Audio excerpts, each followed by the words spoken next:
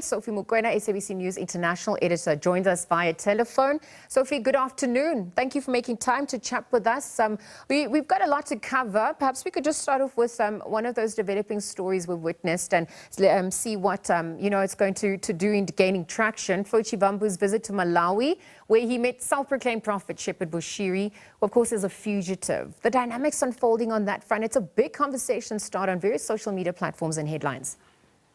Yes, indeed, as you had the minister earlier on, the Minister of Justice and Constitutional Affairs talking about that incident. And I think we are going to hear more reactions on Monday. And of course, on Tuesday, we will do a follow-up just to track this case. You know that Bushiri did appear at the lower court in Malawi, in Blantyre, and that matter is expected to be back at the High Court, where he is appealing the ruling that he be sent to South Africa to answer those charges and also allegations put before him. And we will be looking at when will this matter be back at the High Court in terms of that appeal and the processes that are likely going to unfold.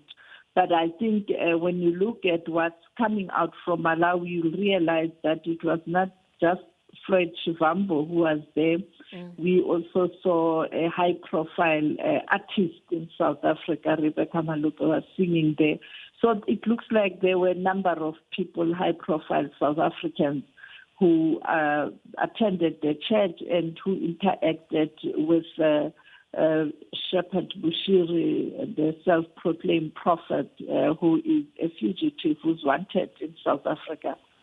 Sophie, thank you for speaking to that. As we turn our attention now to other matters, there's the Ukraine President Vladimir Zelensky's visit to South Africa. So just looking at, that official working visit that's come to the fore. There's also been questions about the timing of this, the controversies about, South Africa's neutral stance. Talk to us a little bit more about what's set to top the agenda, priorities as well, amidst, the ongoing trade wars as well. Earlier on, we were told it's a state visit, but now we are told it's a working visit. And a working visit is part of scaling down when you look at how a head of state is being received when it's a state visit and when it is a working visit. It's more formalities and discussions. So I think on the agenda will be trade and investment, including political climate around the world, and of course the war in Ukraine.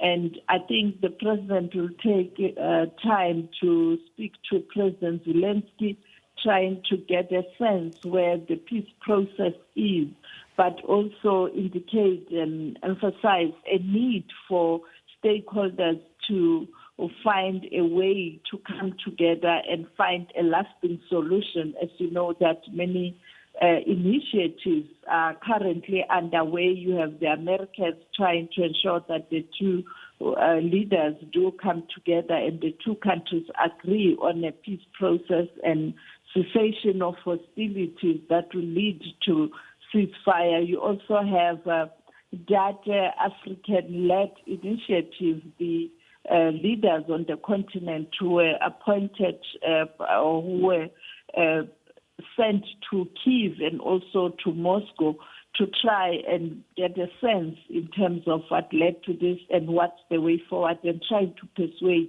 the two leaders to find a lasting solution. You have the other led initiatives by countries such as Turkey.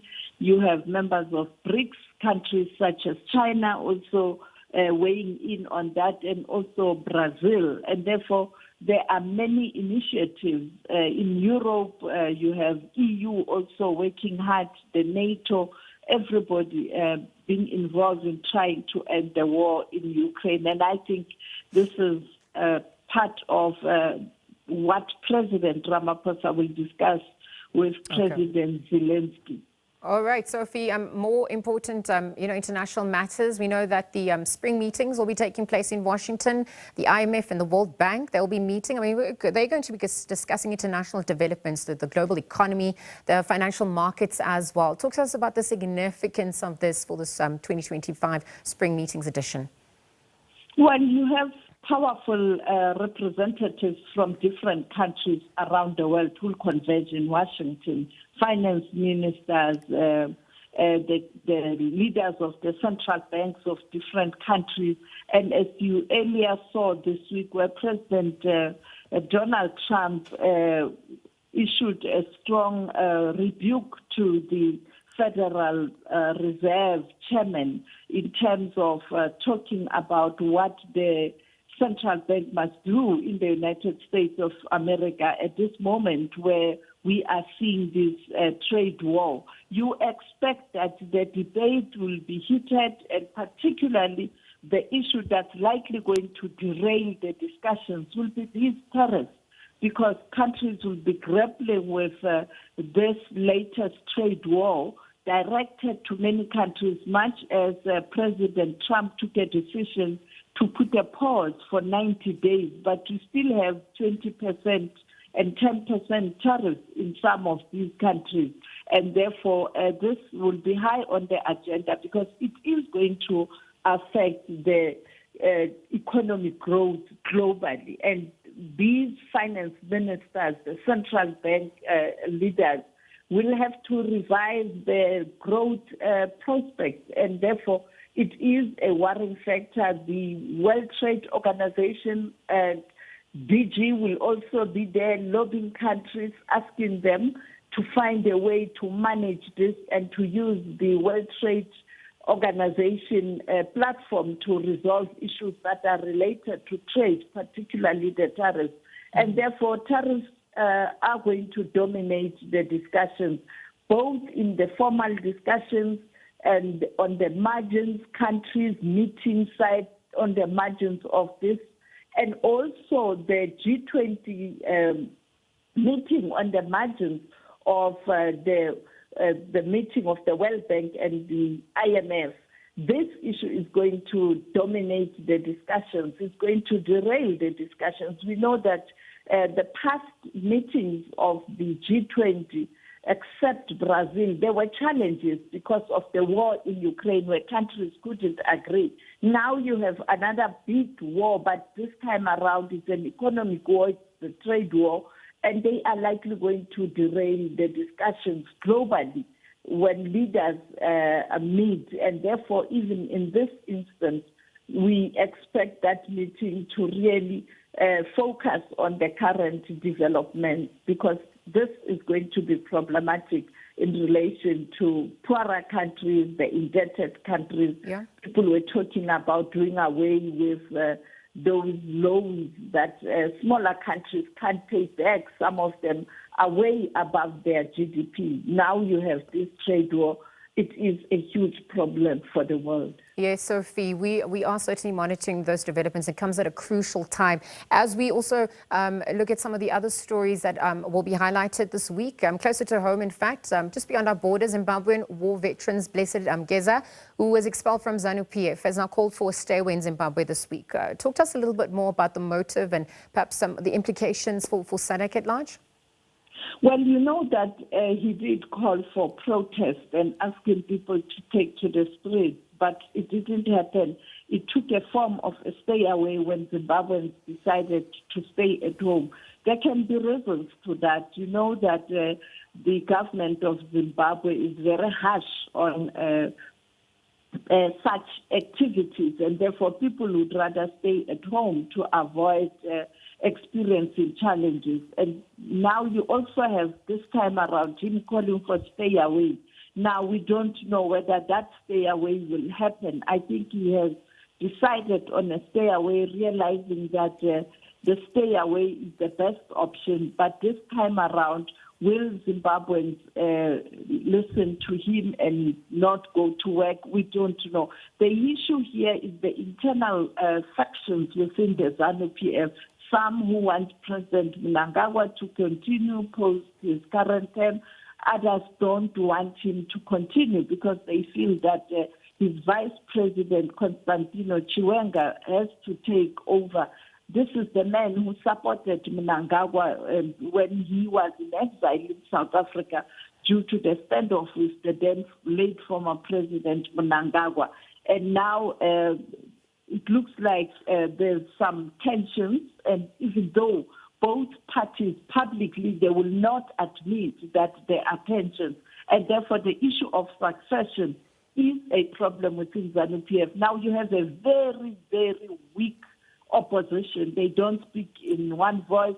Some of them are supporting ZANU-PF, different factions, because it's all about politics of the stomach, and therefore it is problematic. I don't know whether this call will be successful in terms of the stay away, but I think the government of Zimbabwe, the law enforcement agency, will be out in numbers to ensure that nothing happens. But we don't know whether people will really stay at home. We will be monitoring and doing a follow-up on that story. Okay, Sophie, and just as we wrap up, another story that we are highlighting on our continent, of course, is the return of former DRC President Joseph Kabila, having returned to the eastern DRC capital of Goma. Just, questioning what would have prompted this, following that self-imposed exile that he underwent, and perhaps in relation to the larger peacekeeping mission undertaken by SADC as well. Progress on that front. Tell us a little bit further, You remember that former President Joseph Kabila had an engagement with some leaders in South Africa, and the media got a glimpse of his visit, or his stay in South Africa, because he was studying. And we were able to pose questions. He indicated at that time that he would want to return back to DRC to work with Congolese to ensure that there's peace in that country. But clearly he is a threat to the current regime, and therefore the regime then took a decision, we are told, to suspend his party from parliament, and also to seize his assets, but also it looks like they would want to perhaps arrest him, but he's in the eastern part of the DRC, where that area is controlled by M23. We saw visuals of him walking in the streets, many people lining the streets and receiving security protection from M23 rebels and their allies. And therefore he is there, and we are told he will be speaking very soon. I don't know whether today or when, but he will talk about the way forward. But he was clear when he was in South Africa that you have these processes aimed at bringing peace in the DRC happening outside the DRC and led by regional organizations such as SADC and EAC. But Congolese themselves are not all on the table. They are not included. And therefore, you can't have a lasting solution if you don't include people who are affected. And him saying that it will be important that all Congolese must come together and talk so that they can find a solution. But unfortunately, the government has responded differently, and that will heighten the tension and the security problems in that country. Sophie, thank you for weighing in and obviously just giving us a glimpse of really what we can expect from the international desk. Sophie Mokoena is SABC News International Editor, weighing there on those stories.